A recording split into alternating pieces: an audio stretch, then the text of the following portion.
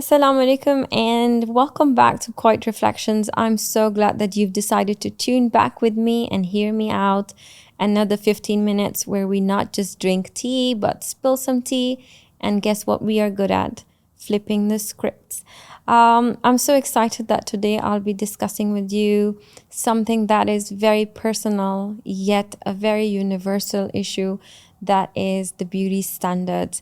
Yes, the beauty standards that we hear a lot about nowadays, where a lot of people think that they're entitled to tell us what makes us hot, what makes us not, how we can reach for the stars, and what will make us look ugly.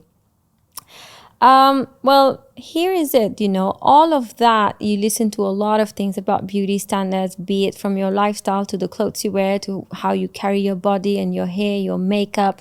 Anything and everything has a criteria in the beauty world that has to be set a certain way. But here's the kicker. Beauty standards isn't that bad, not all the time. And I know that a lot of people would say, oh, what is she talking about? Beauty standards insane and we should not be following or prey to it. But hear me out, okay? First of all, let's get real. Your body is the main event of any beauty standards that you adopt to. Like it or not, the pressure of staying in shape, polished and well put together in the current world is insane. However, having a body that is good in shape is not just aligning it with the beauty standards, but it's also your health. That's really important on how you grace with age, how you evolve around you, how you deal with your family, your friends. How do you actually live your life? Because I personally have been there. I was once 110 kilos. Maybe Steve, you can help me put that picture there and I can share it with my team and everybody that is on the team of Quiet Reflections to see. I personally have struggled with a lot of beauty standards, which I will be discussing with you, and I'm really excited to do that. But I'd like you to see a picture of me where I am 110 kilos to what you're seeing now. Because I decided to shift my paradigms. The beauty standards are crazy and we don't need to fall a prey to it. But I came to a conclusion: the beauty standards are here to help us define who we are and not just become someone that we are not. Staying in good, healthy shape and look bomb is for our own benefits. It's not just something that everybody has to align and become someone, but you can still be you and still look great. So it's not crazy to focus on yourself. We always hear, women are hit hard by the beauty standards. But here's one thing, the fun part of it. Men also struggle with insane pressure of beauty standards nowadays. So Habibi, we see you, we hear you, all men and women in this bathtub that is warming up every passing day, year, and the beauty standards are elevating itself. If we are not keeping up with it now, we might be on a major delay and might find it even hard for us to keep up with the trends, the fashion, and define our goals, as in how we want to see ourselves, how we perceive ourselves. Now, beauty isn't one size that fits all and everything. Every culture, every region has its own playbook. Now, I know that in the current times, Korea is getting this insane attention, be it the body types, be it the skincare. Now, when I was researching more about beauty standards, one thing that came to me as a shock, is that the Koreans are into bone shaving, apart from the fact that they expect women to be 50 kilos and not more than that. Yes, you heard me. And listen, I'm not against that. If that works for their region and their culture, good with that. It doesn't work for us. But here is the thing. Bone shaving, yes, that very V-shaped structure that you see on the face, that's not a natural human structure. That's not a natural human face shape. that a lot of that comes with bone shaving. So they have giant, insane amount of beauty procedures that are available for them, and they are always indulging into that. So that sharp jawline, that definitely came to me as a shock. Definitely came to me as a shock. While in America, if you move more towards the west side of it, you see in America, it's more slim, yet curvy, and gym clothes. Be it on an airport or you're at the grocery store, gym clothes do it all for you. I mean, I'm even shocked or surprised. Sometimes I do know a couple of friends who would even show up at a date, as a breakfast date or a lunch date in their gym clothes, because that is what is considered to be sexy, to be an element that would make their bodies stand out. And again, considered really aligned with the beauty standards of probably some parts of America, as I see it. While in Middle East, Habibi, as we all know and we all love, being from the region ourselves, it's all about gold, sharp eyes, and great smelling perfumes. Everybody here is walking like a luxury boutique because everybody smells great. But as you went more towards the east of Asia, India and Pakistan, as we see that fair complexion, great curves is the ultimate flex in that area. But I personally love how I have explored Europe. I've loved how people really find the grounds of the balance, I must say, from neat hair to perfectly put together clothes, great body shapes. They really focus on their eyebrow shapes, nails, anything and everything in a really well-groomed appearance, a very polished look. But now you must be thinking, yes, all of that is great, but the beauty standards are insane. But here is it. Where and how we people mess up. We mess up when we focus a lot on the extreme side of it. Like we've seen all those Instagram models, and we see a lot of videos where we see, small face, big lips, thin legs, and curvy and short hair, long hair, or too much hair, maybe the extensions or whatever that may be. So we have seen all of that. And hey, I'm not here to bash that, because that works for some people and doesn't work for some people. And a lot of people nowadays do opt out for fillers and Botox because the growing needs of one's business. Aging is tough.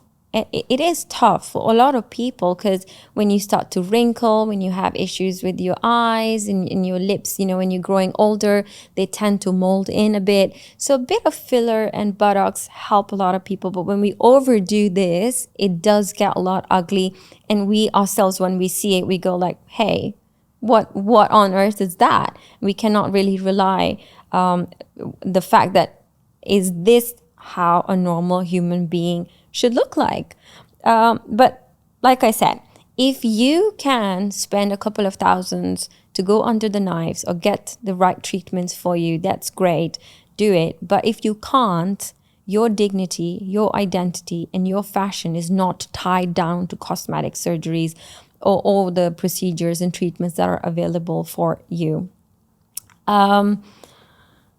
Historically talking about beauty side. Now, while I was looking into the beauty standards and how they have evolved over the time, I really wanted to know historically, what was beauty? How do people align with the idea of beauty? Because here's one thing. I have my beauty standards. You might have yours. And then we have those global standards that are there. But how do we come to a conclusion when we see somebody and we say, that person's really good looking? So historically looking into it, people were mainly focused on proportions, just the right symmetry. Beauty was all about symmetry, the perfect proportions, the balance, the whole golden ratio thing was something that people were looking into it. But now, in the current times, the flipped script is bigger lips, broader shoulders, skinny legs, all about exaggeration. We want exaggeration in our lives, in our bodies, the way we live, what we eat, how we post content, how we communicate with people. We love exaggeration and we want to build on that exaggeration. Now, growing up, I personally did not fit into this mold of beauty because, being Asian myself, I had those very stereotypical Asian eyes. I was broad. I had a pretty bashed nose. I was curvy. So I didn't exactly fit in until in the 90s. I mean, a lot of us would remember the iconic show of Baywatch. I don't know if you've seen it or not, but if you have seen it, we had Pamela, who really shaped how people perceive beauty. From being thin and tall and fair, comes in the story of being curvy, tan, and it was okay to be short and not tall. So a lot of that, beginning from that period, I see how 90s were shaped. A lot of that goes to Pamela from Baywatch. And fast forward, if we see today, the Kardashians, they have definitely changed how fashion and how our bodies are perceived. You love them or you hate them, but they've definitely given a voice to a lot of curvy women, especially in parts like America, where slim was really a thing. And if you're not that, like in Korea or Asia, parts of Asia, if you are not thin, you just cannot be beautiful. You just cannot be aligned with the beauty standards. There's nothing you can do to uplift your self-esteem. But I think that with Kardashians being in their businesses like the American Eagle and Skims, designed especially for curvy women, which brings a lot of women like myself in peace and harmony with their own body types, because we are no longer just outskirt from the beauty standards. Now, let's get one thing straight here. Beauty standards can be healthy if you approach them the right way. Like I said, it's not about turning yourself and becoming someone you're not. It's about enhancing who you are. Let's look at it this way. You live in a house. You clean it up, you decorate it, because that's the place where you evolve. That's the place where you live, and that's the place where you grow from. Same is the case with your body and your appearance. So you wake up in the morning, 10 minutes, you shower, you put a killer outfit, and you look bomb and you're good to go. Now, don't just put a lipstick and call it a day. Don't just put a t-shirt and call it a day. Give yourself an additional 10 minutes where you can literally look at yourself, style yourself. I'm talking about shoes, clips, accessories, a bit more of skincare that should be a part of your routine, about your hairdo, how you put your hair together. All of that should be something that you should be considering. Investing in your own self, knowing that you are worth it, is what brings you aligned to the beauty standards of today. You need to invest into yourself, of who you are and what you can become, and where do you stand in your life. So I think the message comes down to the same thing: look good, feel good, period. But here it is. I personally, from the picture that you have seen from me now, which my colleague Steve was kind enough to put it there, and myself, it took me a lot of time to think and reflect if I would like to share this with you or not. But a lot of the strategies that has helped me and many women and men out there, I'm going to share my top 10 ways for you to be aligned with the beauty standards, build yourself a better person, focus on yourself, and invest in yourself, because you're worth it. So I have today 10 ways that can help you build yourself better. Number 1, self-love. Self-love comes first. Who you are, fashion starts from that. What is your worth? Your fashion starts from that. Styling yourself is self-respect. It's not just vanity. Customize trends that fit you. We have a lot of trends: white, beige, black. Pick anything: high heels, flats, sneakers, anything. But you can customize them to fit in your needs and your style. So that obviously leads me to my third one, skincare. Skincare in today's world is really very important. It's not just your face, but your overall body. Focus on your skin because that defines your age. I was reading this book on Ikigai of Japanese, and I realized that these people really focus on their skin because the more stress you have, the more your body starts to age. And even when you're 40, sometimes you can end up looking 60, which I do know is a hot thing. So keep your body in shape and remember to look after your skin, because it's not just the body that does the talking, but it's also your skin that defines who you are and the situation that you live in. But if you're 40 and you look 60, it also tells the person or your surroundings that you're a weak person. So I do recommend you to lift yourself up and focus on your health and your skin, so to know that you are strong and you are worth every good thing that is there in this life. The fourth one, express boldness in moderation. You don't have to throw in like everything. It doesn't have to be a big skirt and a big chunky jewelry and a big jacket and big shoes with, a lot of hair extensions. Find your balance. Know what your style is. Understand what works for you, what not. It takes time eventually, So this brings me to the fifth one, is you accessorize thoughtfully.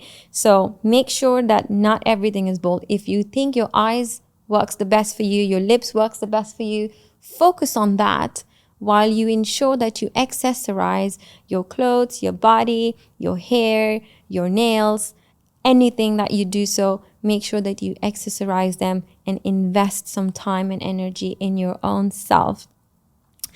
Your hair is your temple. Your hair talks to you. So please, when you do so, experiment with hairstyles, but do not experiment with your hair itself.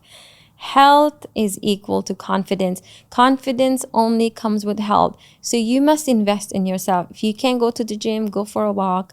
If you can't go for a walk, maybe do some breathing and meditation at home. Your health really craves your path, defines what's next for you. And if you're not healthy, life becomes terrible. It's impossible to achieve anything in life, let alone just to be aligned with the current beauty standards that do put us in a pressure to look a certain way. And if we don't, unfortunately, achieving a lot in the current times is not just hard, but pretty impossible. Use colors to reflect mood. Colors is a great palette. I know in the current times we are sticking a lot with creams and whites and grays, but there are colors out there. Do experiment with them. Take one thing, another thing, and try and see that. See what works for you, because it's a slow journey, but colors can express how you feel. So please use colors to let yourself know how you feel about yourself, and your surroundings know how you feel about yourself, so you are treated the way you wish to be treated. Create a signature look.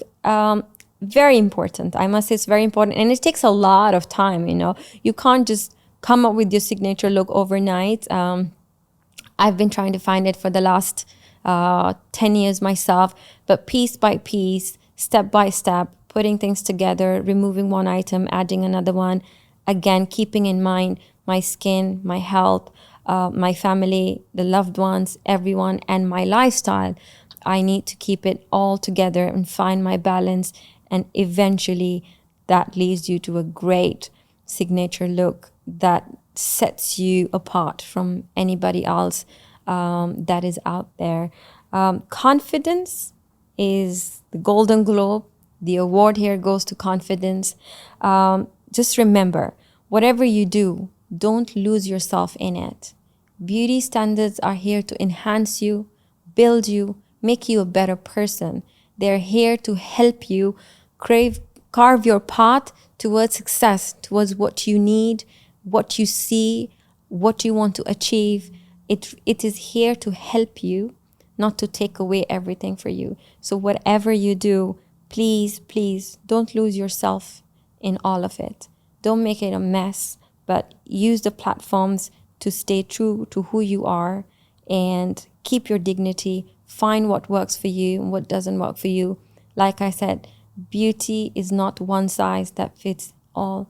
Thank you for joining me. And until we meet next time, stay curious and don't forget, beauty standards are here to help you. So adopt and be creative. Till we meet again.